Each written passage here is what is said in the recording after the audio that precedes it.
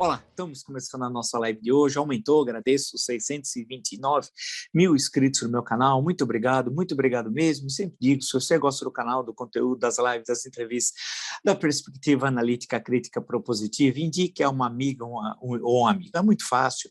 Canal do YouTube, Marco Antônio Villa, diga para ativar as notificações, que é o sininho, coloca like no que vocês gostarem e utilizar, como vocês muito bem fazem, a página dos comentários, né? Lembro das entrevistas, estamos postando amanhã, fizemos hoje, quase agora, uma excelente entrevista com o ministro Celso Amorim. Todo mundo sabe, ele foi ministro das Relações Exteriores do governo Itamar, ministro das Relações Exteriores dos dois governos Lula e ministro da Defesa durante quase 4 anos do governo Dilma, né? E aí falamos muito sobre Ministério da Defesa, afinal ele ficou quase 4 anos à frente do Ministério da Defesa, e sobre relações exteriores, tendo em vista que ele ficou mais tempo à frente do Itamaraty na história, né? Aí conversamos, analisamos vários momentos da história, foi uma longa conversa, eu acho que bastante explicativa, pontos importantes foram destacados, certamente qualifica, né, a nossa reflexão sobre esse momento complexo que nós estamos vivendo e sobre a questão da história do Brasil bem recente, de acontecimentos do passado recente. Assistam, que é uma excelente entrevista, mais uma, vale destacar a excelente entrevista do nosso canal, e nós temos mais de 140 entrevistas, uma verdadeira universidade. Bem, além de tudo isso, nós criamos o clube, muito legal. Cliquem lá, clube, sempre tem conteúdos exclusivos, tem uma série de informações bem bacana. Clique, clube de membros, né? Tem lá os emojis, selos, tem uma série de coisas. Vocês tenho certeza que vão gostar. No Twitter, vocês podem me seguir pelo Vila Marco Villa, no Instagram, @MarcoAntônioVillaOficial, e na plataforma de curso, www.cursovilla.com.br. Lá vocês encontram todas as informações sobre os 3 cursos que oferecemos, ou seja, História Política das Funções Brasileiras, História da Ditadura Militar no Brasil, o que é fascismo, www.cursovilla.com.br. Passando todo o noticiário, hoje teve CPI, né?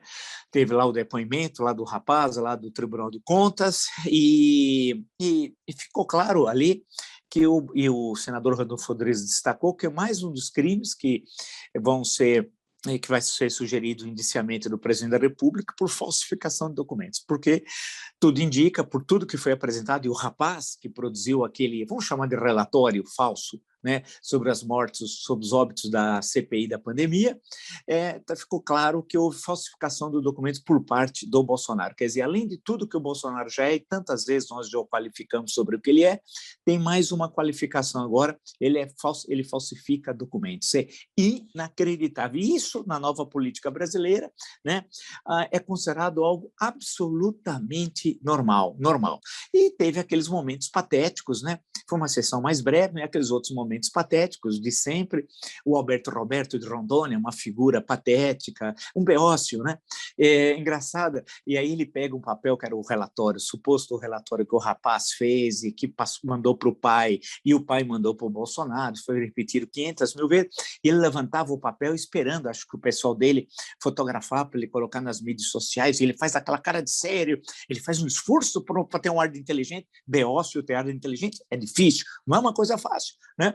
Então ele ficava balançando o papel, não sei o quê, aquelas coisas. O outro falando de cloroquina, o Beócio do Rio Grande do Sul, sim, aquele que diz, o Francis Soir, a publicação francesa Francis Soir, é ele, que também, em suma, o Bolsa Estupro do Ceará, e por aí vai. Né? E por aí vai, aquelas coisas patéticas. Mas o que importa e o que você extrai daquilo é que o presidente, é inacreditável, pega um documento daquele, de uma forma irresponsável, né, e o que ele faz com as famílias, né, porque no fim tudo aquilo é dizer, olha, os que morreram aí, pouco importa, tal, e falsificou o documento, isso já ficou bastante claro. Mais um dos crimes aí cometidos pelo presidente Bolsonaro. Quem diria que esse cara seria um presidente, esse elemento? Eu, sinceramente, nunca imaginei isso. Bem, e no fim, antes da gente entrar no foco, para mostrar a nossa moral e a deles, como alguém já disse, citando o site Metrópolis, Janela Indiscreta, Caio Barbieri. Essa aqui é maravilhosa, para mostrar que militares foram formados no Brasil. Que militares foram formados no Brasil e a necessidade urgente de alterar admissão, currículos, promoções e por aí vai. Eu insisto nisso, é uma coisa fundamental. Olha essa matéria. Metrópolis, como eu falei, né? Janela Indiscreta, a coluna Caio Barbieri. Além de filha, sobrinhos de Pazuello receberam auxílio emergencial do governo federal. Stefane, primogênita do Pazuello, Davi ou David, não sei, e Raquel, filhos da irmã do ex-ministro, levaram juntos 10 mil reais de benefício criado para vulneráveis. Sim, sim. A filha, e pelo menos 2 parentes, a filha do Pazuello, mais os 2 sobrinhos, entraram para receber auxílio emergencial. E receberam, somando a mais de 10 mil reais. Não sei nem o que a gente faz, né? O que a gente fala, né? Porque, convenhamos, a gente perde, não dá. Essa é a moral deles, dos bolsonaristas. Sim, que combate a corrupção. Para os nazifascistas, tudo pode ser feito. A vergonha, eles não têm vergonha na cara, eles são assaltantes. Olha o que essa mulher fez. Tem 35 anos, de acordo com o site Metrópolis. Meu Deus do céu!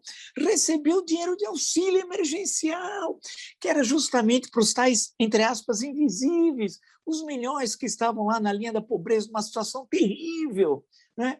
E eles aproveitaram, e ela e 2 primos, e não se sabe se mais. E quando eu li a notícia, falei, é inacreditável. Não, é inacreditável. Quando você lê essas coisas, fala assim, olha, você até fala assim, pô, mas não pode, não é possível, não é possível, não é possível. Bem, essa é a de hoje. Continua a polêmica, da história lá do... antes de falar da polêmica, vamos ao artigo, uma entrevista aí dada pelo general Heleno, o Quasímodo, do Palácio do Planalto, um cidadão patético, mau militar, incapaz. Voltamos à questão do ensino militar, admissão, ensino, promoções, né? Não é possível um elemento desse, ele não é cidadão, ele é um elemento, ter chegado onde chegou e ganhou um dinheirão no governo Dilma lá, cuidando das Olimpíadas. Aí o governo Dilma era bom, ganharam uma fortuna, acho que ele ganhava 60 ou 70 mil reais por mês, fora o resto. É inacreditável. E teve no Haiti, só aprontou no Haiti. Pediram para ele mandar ele embora do Haiti, né? Esse cidadão irresponsável, né, deu uma entrevista e voltou a falar sobre o artigo 142, que ele nem sabe o que é. Ele nem sabe, é um outro preguiçoso, outro beócio. É um governo de beócios. Mas se fosse só beócios, é um governo de assassinos.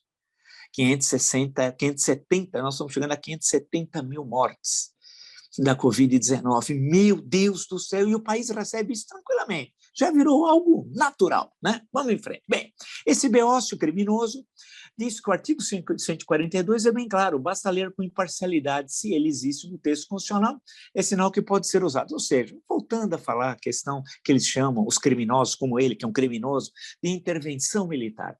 Isso é um verdadeiro absurdo, isso é rasgar a Constituição e defender golpe de Estado. Golpe de Estado, ele é algo assim inaceitável, ele é caso de prisão. Em outros tempos ele seria preso. Agora, nesses tempos sombrios, um novo normal da política bolsonarista, né? Tudo pode. E aí voltou a falar, e eu não aguento mais, e vocês são testemunhas de falar em poder moderador. E aí vem uma ideia de um primarismo, né? Nós precisamos melhorar, por isso que o nosso canal tem esse intuito de qualificar as reflexões. Vamos sair do senso comum, né? Da filosofia das massas, eu falo isso 700 mil vezes. Por o poder moderador no Brasil estava na Constituição de 1824, né? 4 artigos se dedicavam a isso, 98, 99, 100 e 101. E o primeiro, o artigo 98, justamente dizia que o poder moderador é a chave de toda a organização política, e ele cabe exclusivamente, ele chega a dizer privativamente, ao imperador. Portanto, era o poder pessoal do imperador, e era a chave da organização política do país. O poder moderador, ele já controlava o executivo, aí tinha um poder pessoal que era o moderador. E o artigo 99, que é de uma redação fantástica, muito democrático, tal, dizia o seguinte, que a pessoa do imperador é inviolável e sagrada, ele não está sujeito a responsabilidade alguma, né? Então, a pessoa do imperador é inviolável e sagrada, ele não está sujeito a responsabilidade alguma. E aí tinha os artigos 100 e 101 que qualificavam outras questões do poder moderador. Que a ideia original é lá, do francês, não o nosso, insisto, é o Benjamin Constant, não o Benjamin Constant Botelho de Magalhães, que é aquele professor da escola militar, que vai ter uma influência muito grande na proclamação da República, fará parte do primeiro ministério, depois vai ser criado um ministério só para ele que dura muito pouco, da instrução escolar, etc., etc., e que morre pouco depois, ainda no governo de Eudório da Fonseca. Não, né? Nós estamos falando do francês.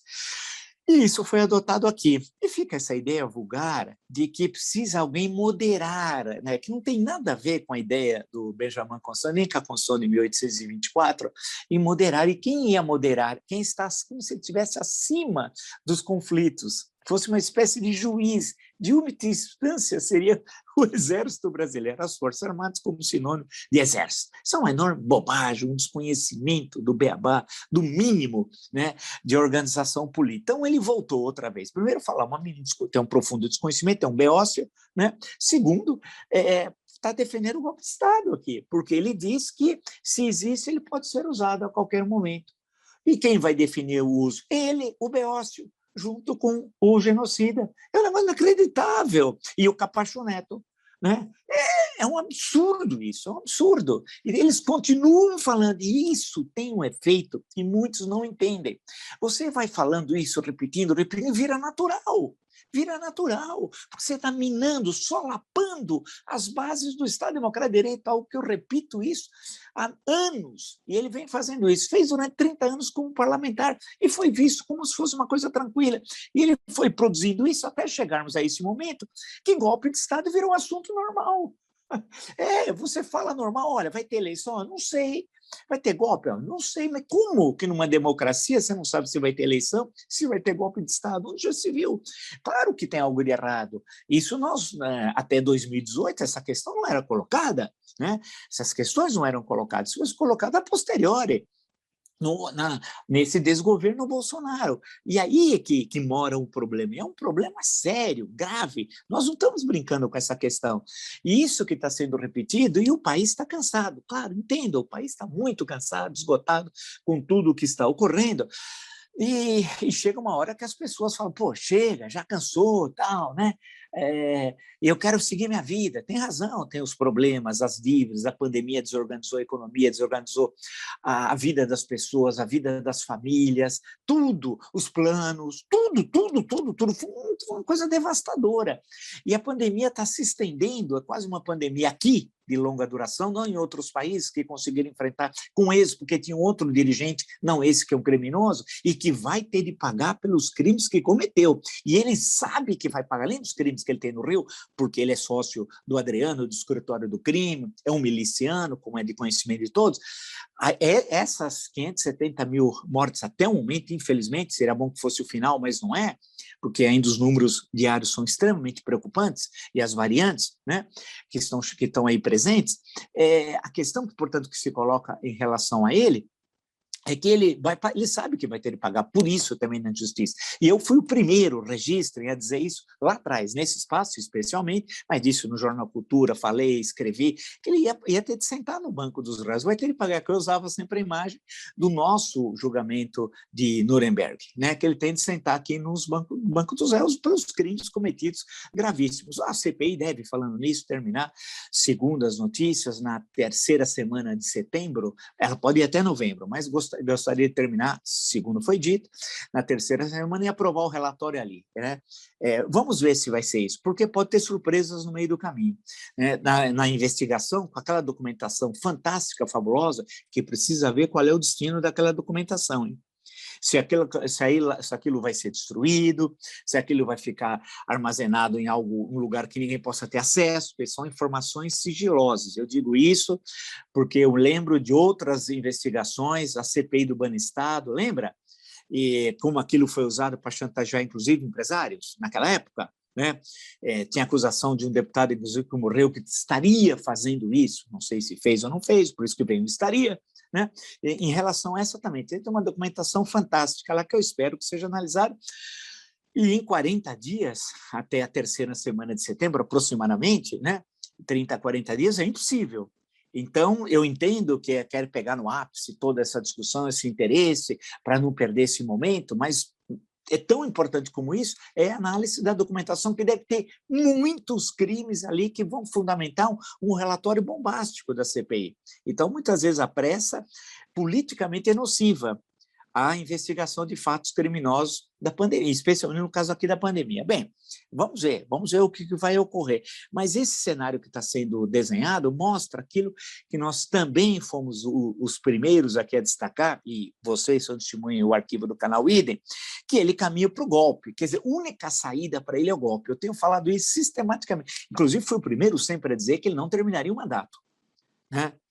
E o cenário desenhado é que ele não termina o mandato. Não tem jeito, porque mesmo hoje, ele falou já barbaridades, umas entrevistas aí que ele faz para rádios Chapa Branca e tal, ele já disse que já atacou o ministro Alexandre de Moraes e agora atacou o ministro Luiz Felipe Salomão, do STJ e do TSE, né?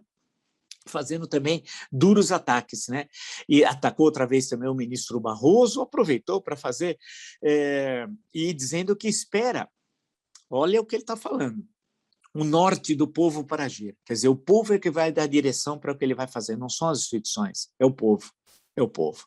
Quer dizer, o sentido é claro, ele está fazendo o chamamento para a manifestação do dia 7 e também fui o primeiro a dizer, tomem cuidado com o dia 7. Vai ter problema. Teremos, infelizmente, incidentes se não tiver todo cuidado por parte das autoridades.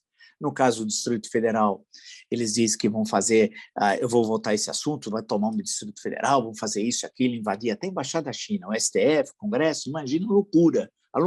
E aqui em São Paulo, eles querem ocupar a Avenida Paulista, mas já há manifestantes de oposição ao Bolsonaro que tinham reservado o dia 7 de setembro para fazer a sua manifestação na Avenida Paulista. Eles estão dizendo que também querem fazer na Avenida Paulista. Em suma, a Polícia Militar vai ter de resolver essa questão e teria, então, uma manifestação no Largo da Batata. Seria uma solução como certa vez ocorreu, vai ter incidente. Porque eles estão querendo, agora não é uma simples manifestação, eles querem criar o caos. Eles precisam de um choque. No limite, eles precisam de um cadáver. Vocês estão entendendo? É uma questão séria, nós não estamos brincando. O Bolsonaro despreza as instituições, ameaça, agride, incentiva o uso de armas, desqualifica as instituições, ataca ministro do Supremo, ataca o Congresso Nacional, ataca governadores, ataca prefeitos, ele reproduz fake. Agora, há dias atrás, nós comentamos aqui, inclusive ontem, reproduzindo um documento mal escrito, mal feito, porque eles são gente que tem problemas graves com o vernáculo, propondo que é o golpe de Estado, e usando o dia 7 como referência, a nova independência, como eles chamam. Então, eu tenho alertado que a situação vai ser muito grave. Ele disse o seguinte, eu estou citando como fonte agora o UOL, Bolsonaro falou em ouvir o povo ao se referir às manifestações que estão sendo organizadas para o dia 7 de setembro e tem como bandeira inicial o voto impresso. O chefe do executivo disse que o ato será em defesa da democracia, da liberdade e contra a intransigência de alguns ministros na seara de outro poder. Ou seja, ele está, evidentemente, se referindo ao Supremo Tribunal Federal. E depois faz designações diretas, nominais, em ataques a alguns desses ministros, e é muito grave porque ele continua no mesmo tom. Né? Ou seja, aquela história que o Ciro Nogueira ia segurar, ia fazer isso, claro, eu disse que era tudo bobagem, se comprovou, né? E aquele negócio que ia diminuir as tensões tensões produzidas pelo Executivo em relação ao STF, também eu falei que não é que aquela ia ser um furo na água, idem também, né? A coisa se repetiu e o cenário agora vai se agravando cada vez mais. E por quê? Porque uma pesquisa XP, que saiu hoje, até rima, né? Entre outros dados, uma longa pesquisa, mostra que a popularidade do Bolsonaro continua caindo. O ruim e péssimo, 54%. O ótimo e bom, 23%. Era 25%, caiu para 23%. O ruim e péssimo era 52%, que já era altíssimo, mas que a maioria absoluta, né, saltou para 54%. Então, esse cenário ele vê que, de um lado, você está ruindo no processo de avaliação de popularidade, né? Cada vez mais ele é impopular, dispara o ruim péssimo, cai cada vez mais o ótimo e bom, não tem um cenário econômico positivo, pelo contrário, temos uma inflação de alimentos não há nenhum sinal de melhora em relação ao emprego, né? Então, tudo que você está vendo, a situação vai se agravar cada vez mais, e ele joga no agravamento, no caos. Ele precisa disso. Lembre-se que ele busca móveis de luta para esconder a pandemia. Essa é a sua estratégia. Para esconder a pandemia, o desastre que foi o genocídio, ele primeiro colocou o voto impresso. O Arthur Lira hoje já sepultou, disse que esse assunto encerrado, etc. Tal. Não deu. E ficou falando isso durante semanas. Depois, agora veio a questão do impeachment dos ministros supremos. E até hoje não entregou. E ele disse, ele é um homem covarde, como eu já disse várias vezes. Ele disse que na segunda-feira ele ia entregar pessoalmente ao presidente do Senado, Rodrigo Pacheco, a solicitação de impeachment de Alexandre de Moraes e Luiz Roberto Barroso. Não fez até agora. E agora estão dizendo que ele usaria um terceiro para entregar, como se isso diminuísse a gravidade do ato que ele está realizando. Ou ele guarda isso esperando o momento. Em suma, o que me chama a atenção é que é uma liderança tão frágil, tão absurda, mas nós vivemos num país em que Sérgio Reis, que muitos achavam que ele já tinha ido para outro plano, Sérgio Reis convoca, vira líder de massa, ou pretensamente líder de massa, Sérgio Reis, que agora diz que está em depressão, coitado, pobre, né? E que disse, olha, se em 30 dias não tirarem os caras, palavra dele, nós vamos invadir, quebrar tudo e tirar os caras na marra. Pô, bacana, hein? Legal, hein? Pô, ele disse que não foi bem entendido. Eu entendi, acho que vocês não entenderam. Vou repetir. Se em 30 dias não tirarem os caras, nós vamos invadir, quebrar tudo e tirar os caras na marra. Pô, eu acho que entendi o que ele está querendo dizer, né? Insurreição, tomar o Supremo Tribunal Federal, ele quer tomar o Congresso Nacional, não falou na China, mas os outros partidários dos nazifascistas querem invadir também a Embaixada da China. Imagina invadir a Embaixada da China ou fazer qualquer ato de violência em relação aos diplomatas, à representação diplomática em Brasília ou os consulados da China pelo Brasil. Olha o absurdo que isso significa. Né, primeiro, na seriedade do país, nas relações diplomáticas, é um país amigo e tal. Outra coisa, no campo econômico, olha a loucura. É gente louca. Eles dizem assim, se não comprar da gente, eles vão morrer de fome. Como se o Brasil produzisse soja, os outros países não produzissem soja. É um negócio, uma bobagem. Não sabe, e veja a entrevista excelente que tem no nosso canal com o embaixador da China, os números. Atentem para os números e para a seriedade da entrevista. É uma das mais brilhantes entrevistas que tem no canal que nós fizemos para mostrar, né, o que significa isso para o nosso país, para levar isso com seriedade. Isso aqui não é brincadeira, isso aqui não é um circo, não são as milícias lá do Janeiro, esses malucos do WhatsApp, a maior parte do robô, ou gente complexada, fracassada, ressentida, tem ódio da cultura e do conhecimento. Muito desses rastaqueras, como eu os defino, eles têm recursos até financeiros, mas eles sabem que em termos intelectuais eles são medíocres, eles têm um ódio da cultura. Falar em livro para eles, putz, eles se assustam. É igual o demônio, né? Igual o Drácula, você vai lá mostrar a cruz, ele já se assusta. Para os bolsonaristas, esses ressentidos, pega um livro, estou com um aqui, vai entre tantos aqui, a Fantasia Organizada, é um dos volumes de memórias do grande Celso Furtado. Faz assim, ele se assusta, né? Eles se assustam. São esses. Agora, o Sérgio Reis, o outro sujeito da soja, lá de uma associação de soja, que agora o pessoal que produz soja diz que ele não representa, imagina a soja. O que nós vamos fazer com a soja? Né? É uma loucura, né? Eles estão querendo agredir a China. Ele disse que o Sérgio Reis tinha tomado umas pingas. E usa depois uma expressão baixa, que eu não vou falar aqui, que é só dos nazifascistas. Aqui nós chega de falar baixaria, né? Depois é um pessoal de uma baixeza, é um horror, é aquelas pessoas que, sabe, você faz assim, me desculpe, mas você faz assim ao conversar com eles. É uma coisa assim inacreditável. É inacreditável, né? A que ponto baixo que nós... Decoro. Bem, se o chefe do Executivo Federal não tem decoro, fala palavrão, faz xingamento, piadas racistas, homofóbicas, ele é antissemita, assim como quase todos os bolsonaristas, não vou dizer todos, mas eles são claramente antissemitas, né? Muitos põem a bandeira de Israel, tudo para disfarçar, eles são antissemitas, né? E já mostramos aqui no canal, e já discutimos isso. Então, não sentir, quando a impopularidade chega ao ponto que chegou, nesse ponto que nós destacamos, ele não tem mais saída. O senador, eu tenho mania de chamar ele de ministro, senador Rodrigo Pacheco, presidente do Senado, que inclusive foi entrevistado também nesse canal, né? O presidente Rodrigo Pacheco já deixou claro, não vai nem olhar, não vai nem examinar. Quando ele entregar, se é que vai entregar a solicitação de impeachment. Agora, veja a vergonha. Ele fala que vai fazer e não faz, e eles ficam, eu falo, a caterva, para eles tudo bem. Putz, é uma desmoralização, né? Porque o cara diz que vai fazer e não faz. Agora, o que significa isso? Você cria uma tensão política enorme no país, no momento que o país precisa de tranquilidade para enfrentar os gravíssimos problemas econômicos, sociais, as questões da educação que diz esse beócio, que é o ministro da Educação, um beócio, né? Voltou a falar coisas absurdas sobre educação, umas coisas assim, você fala de onde veio essa gentalha, que é a pergunta que a gente fala, de que cloaca veio essa gentalha? De que cloaca? Né? Porque você fala assim, mas não é possível, eles não param. E é todo lugar, tapa. Se imagina, o Pazuello, a filha, recebeu auxílio emergencial. Que nível? De onde veio essa gentalha, essa malta?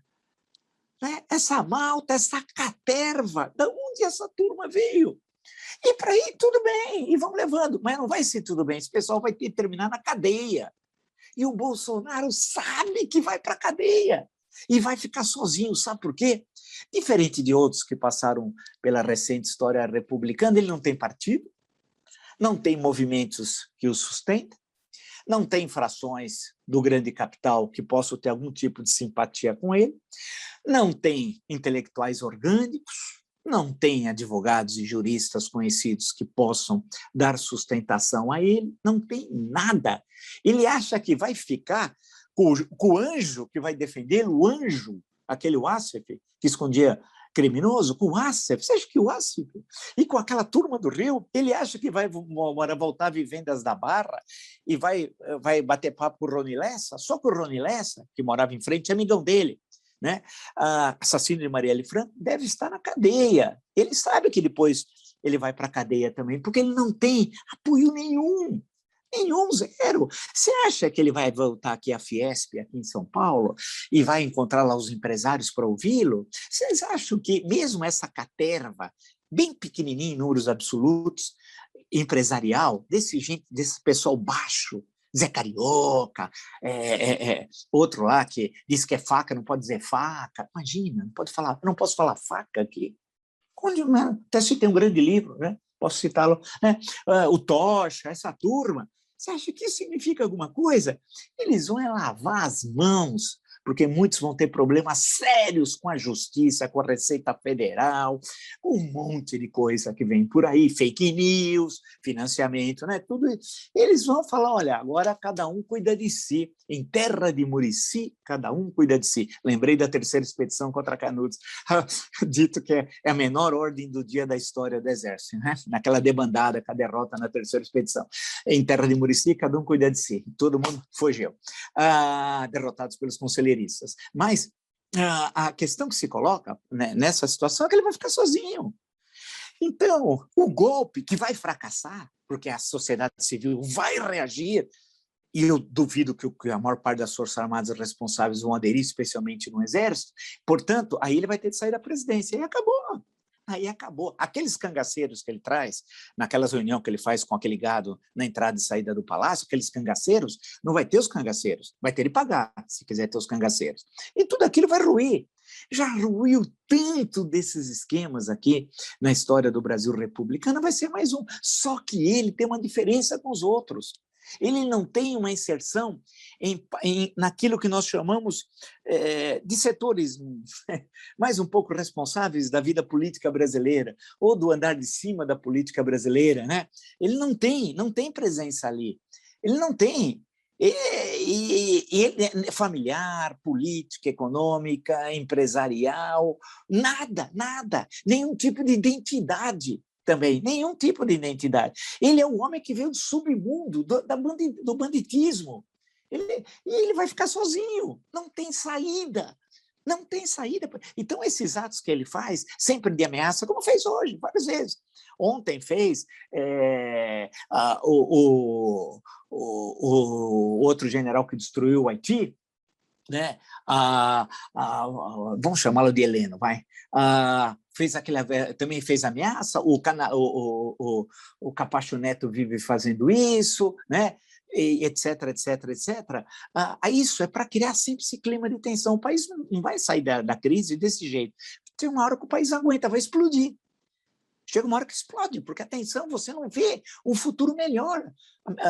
Quer dizer, já está numa situação terrível, o empresariado tem setores que foram atingidos, setor de serviço, um desastre, horror. Tem gente desesperada. Essa tentativa de Bolsa Família é uma piada que ele está querendo fazer, porque não há dinheiro, é um programa que não sustenta em pé, não para em pé.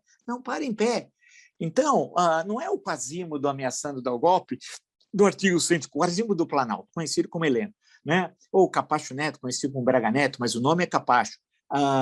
Esse não vai ter nada, isso daí vai acabar, está ruindo.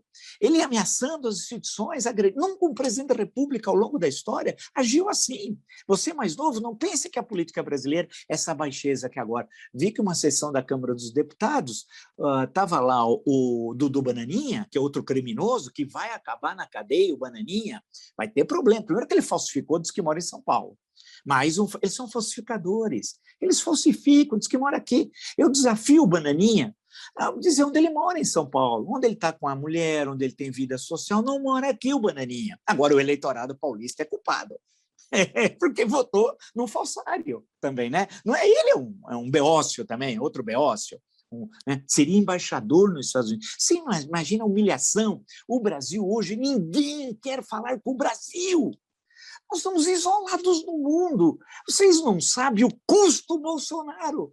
Quando nós nos livrarmos dessa horda de ladrões, corruptos, genocidas, nazifascistas, o custo para o país voltar a ter presença internacional, voltar a ser respeitado. Isso demora, isso não é fácil. Construir é difícil, destruir é fácil. Né? Voltarmos aqui ao Brasil a termos uma organização de Estado que funcione, uma visão de comunitária, ter a noção de pertencimento, tudo isso vai demorar muito. A destruição que ele fez das relações entre pessoas, entre famílias, produzidas por esse genocida.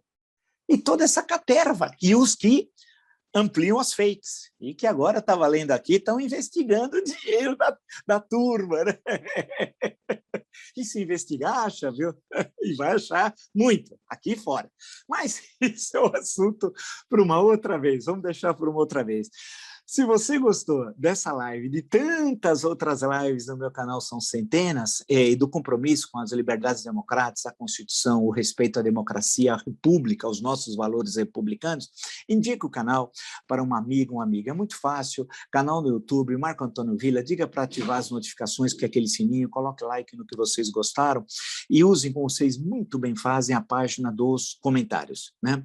Lembro também que estamos postando amanhã uma excelente entrevista com o ex-ministro Celso Amorim, foi ministro da Defesa durante quase 4 anos, das relações exteriores dos dois governos, do Lula e do governo Itamar Franco, foi quem ficou mais tempo à frente do Itamaraty, e tem uma boa discussão. Eu coloco questões como todas as entrevistas, no sentido de qualificar. Aqui quem fala é uma revolução, viu? Essa ideia das minhas entrevistas. Quem fala é o entrevistado. Porque muitas vezes tem entrevista que o entrevistador fala mais que o entrevistado e quer debater com o entrevistado. Não, é uma entrevista, nós temos de ouvi-lo, colocar as questões e ele expõe sua visão de mundo. Está muito legal a entrevista. Né? Lembro que nós criamos o clube, muito bacana, o clube, super legal o clube. Né? Cliquem lá, vocês vão ver todo o conteúdo exclusivo que a gente está postando, os emojis, selos, então, e sempre esse conteúdo que vai sendo alimentado durante as semanas. Né? No Twitter podem me seguir pelo Vila Marco Villa, no Instagram, @marcoantonio_villa_oficial, e da plataforma de curso, www.cursovilla.com.br.